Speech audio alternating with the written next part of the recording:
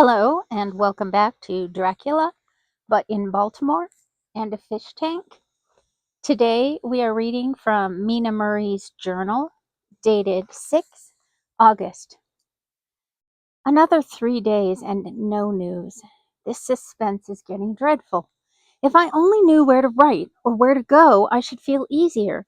But no one has heard a word of Jonathan since that last letter. I must only pray to God for patience. Lucy is more excitable than ever, but is otherwise well. Last night was very threatening, and the fishermen say that we are in for a storm. I must try to watch it and learn the weather signs. Today is a gray day, and the sun, as I write, is hidden in thick clouds high over the Severn River. Everything is gray, except the green grass, which seems like emerald amongst it, gray earthy rock, gray clouds, tinged with the sunburst at the far edge, hang over the gray bay in hang over the gray bay into which the sand point stretches like gray fingers. The sea is tumbling in over the shallows and the sandy flats with a roar, muffled in the sea mist drifting inland. The horizon is lost in a gray mist. All is vastness. The clouds are piled up like giant rocks, and there is a brool over the sea that sounds like some presage of doom. That brool is spelled Brool, and I don't know what it means. Sorry. Dark figures are on the beach here and there, sometimes half shrouded in the mist, and seem like men like tree walking. I believe that's from Macbeth. The fishing boats are racing for home and rise and dip in the groundswell as they sweep into the harbor, bending to the scuppers. Here comes old Mr. Swales. He is making straight for me, and I can see, by the way he lifts his hat, that he wants to talk. I have been quite touched by the change in the poor old man. When he sat down beside me, he said in a very gentle way, "I want to say something to you, miss." I could see he was not at ease, so I took his poor old wrinkled hand in mine and asked him to speak fully. So he said, leaving his hand in mine, "I'm afraid, my dearie, that I must have shocked you by all the wicked things I've been saying about the dead and such like for weeks past.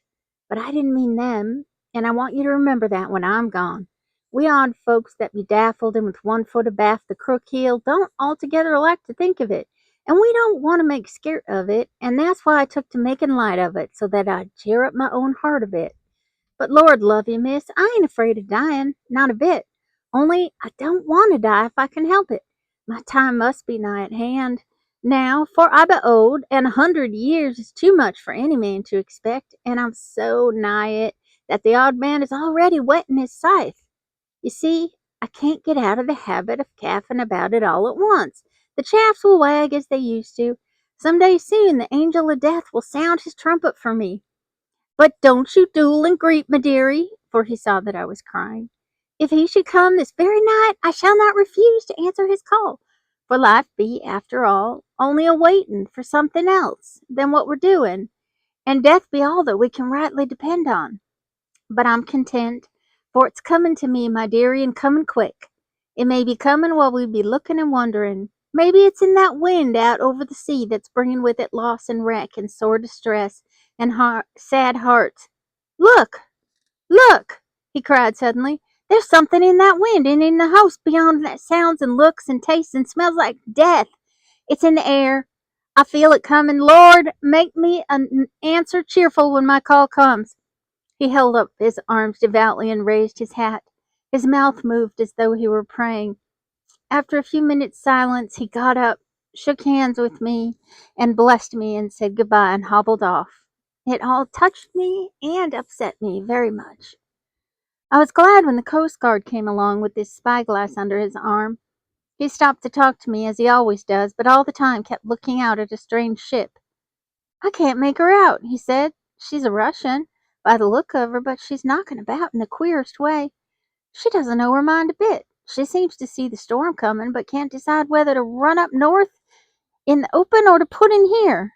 Look, there again, she has steered mighty strangely, for she doesn't mind the hand on the wheel. Changes about with every puff of wind.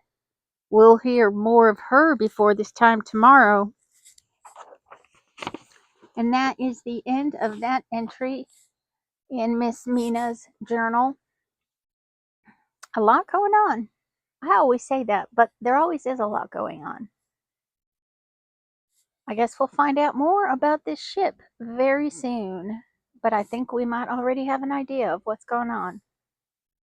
Thank you so much for joining us, and we hope to see you again very soon.